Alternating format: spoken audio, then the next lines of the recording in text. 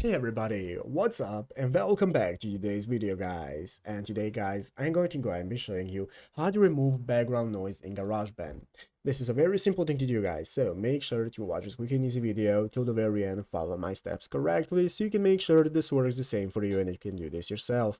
But yeah guys, let's get straight into it. So the first thing you want to do is go ahead and open up the official GarageBand application on your mobile phone if you haven't already, and after opening it up, if you do not have it, just go ahead and download it from the App Store, and after opening it up, you'll be greeted by this main page right here, which is the home page of the application where we can get started with recording our tracks. So you have the live loops option right here where you can select a loop that is already made to use for your track, or you can get started with recording yourself. You can record yourself playing an instrument like a keyboard, drums, or you can go ahead and plug in a guitar or bass, or you can just use the audio recorder.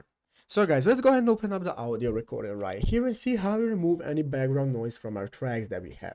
So basically guys, the first thing you want to do is go ahead and record yourself. You can record yourself by clicking the big red button right here at the top of the screen. That's going to enable you to start recording yourself and anything you say right here.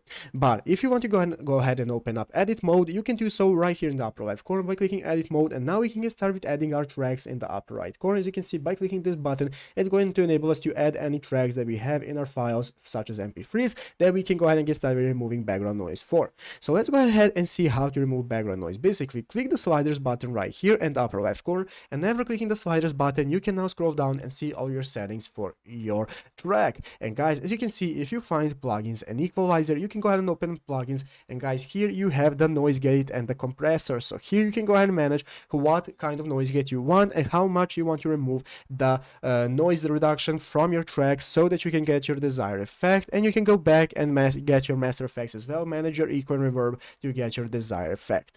But yeah guys, basically that is how to do it. So I hope this video was helpful. If it was, make sure to leave a like, subscribe to the channel. So you guys, thanks for watching, take care, and bye.